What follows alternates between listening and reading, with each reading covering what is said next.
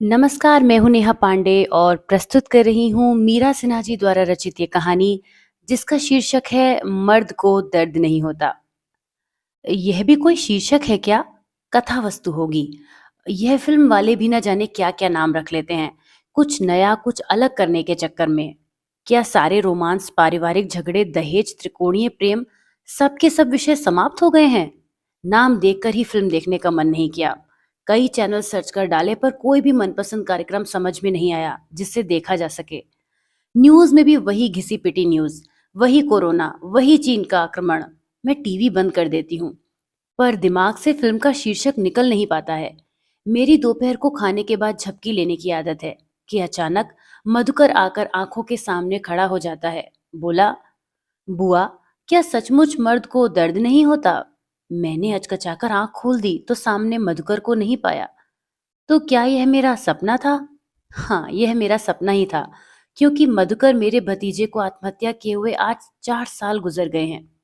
फिर वह कैसे आ सकता है? मैं बिस्तर पर उठकर बैठ जाती हूँ और 4 साल पीछे चली जाती हूँ, जब अचानक मुझे फोन पर मधुकर की आत्महत्या की सूचना मिली थी। आनन फानन में घर के सभी लोग उनके चेन्नई के फ्लैट पर जो भी साधन मिला पहुंच गए। हम 4 बहन और 4 भाइयों के बीच में इस पीढ़ी का सबसे बड़ा बच्चा, सबका दुलारा, पढ़ने में ज़हीन तो अध्यापकों का भी प्यारा, देखने में सुंदर। बड़ा होते ही लड़कियां जिसके लिए दीवानी होने लगी। खेल कूद सभी चीज में अव्वल। इंजीनियरिंग पास करके उसने एमबीए किया और अच्छी कंपनी में अच्छा पैकेज पाने लगा। शीघ्र ही उसकी शादी एक अमीर घराने में हो गई। बीवी भी खूबसूरत और अच्छा दहेज लेकर आई थी।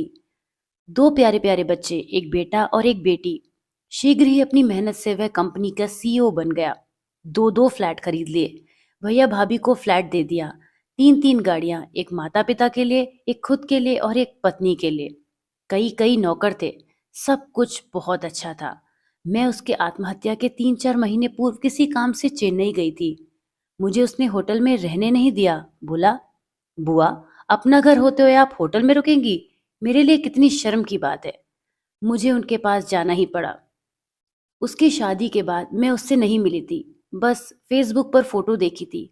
अतः डर ही लग रहा था कि पता नहीं बहू का स्वभाव कैसा होगा। पर वहां जाने पर तो मुझे जरा पता नहीं चला कि हम लोग पहली बार मिल रहे हैं। बच्चों की स्कूल में छुट्टियां थी। वे सारे दिन दादी दादी कहते मेरे आगे पीछे घूमते रहते। रात को सोना भी मेरे पास चाहते। बहू भी नौकरों के होते हुए भी पूरा ध्यान रखती कि मेरे किसी स्वागत में कमी न आए। दिल एकदम खुश हो गया। अपने व्यस्त समय में से समय निकालकर मुझे घुमाने भी ले जाता। मेरे जाने का समय आ गया। सुबह 4 बजे की मेरी फ्लाइट थी। घर से 2 बजे रात को एयरपोर्ट के लिए निकलना था। वह ऑफिस से आकर खाना खाने के बाद मेरे पास ही आकर बैठ गया। मैंने कहा भी, जाओ, जाकर थोड़ा आराम कर लो, अभी हमारे साथ एयरपोर्ट भी जाना होगा। तो वह बोला, नहीं बुआ जी, आज तो मैं ढेर सारी बातें करूंगा। कल संडे है, आपको छोड़कर आऊंगा तो सो जाऊंगा। और उसने अपनी थकान उतारने के लिए एक पैक बनाया। और फिर अपने बचपन की बातें, हम लोगों के साथ की बातें, अपने स्कूल की बातें, न जाने क्या क्या बातें की। और हम लोग खूब हंसते रहे। फिर उसने अपने लिए दूसरा पैक बनाया। मैंने मना भी किया तो बोला, बुआ जी परेशान मत हो, मेरी आदत है, मुझे चढ़ती नहीं। मैं बोली, तुम्हारा सब कुछ इतना अच्छा देखकर मुझे बहुत खुशी हो रही है। भगवान करे तुम दिन पर दिन उन्नति पर चढ़ते जाओ। पता नहीं उस पर शराब ने असर किया था तो मेरी आत्मीयता पाकर उसका मुखौटा उतरने लगा। वह गंभीर हो गया। बोला, बुआ जी सब दिखावा है, और इस दिखावे को स्थायित्व देने के लिए हर दिन कितने तनाव में जीता हूँ क्या बताऊं। एक टारगेट पूरा करता हूँ, फिर से नित्य प्रति एक नया टारगेट मिल जाता है। और अगर उसको ना पूरा कर सकूं तो रिसेशन की तलवार सर पर लटकी रहती है। अपनी लाइफस्टाइल ऐसी बना ली है कि थोड़े में काम चल ही नहीं सकता। सिर पर लोन का भी अच्छा खासा बोझ है कि किसी से कुछ कह भी नहीं सकता। सबकी मुझसे इतनी ज्यादा आशाएं हैं, पर मैं कभी कभी इतना घबरा जाता हूँ कि जीवन का अंत करने का मन करता है।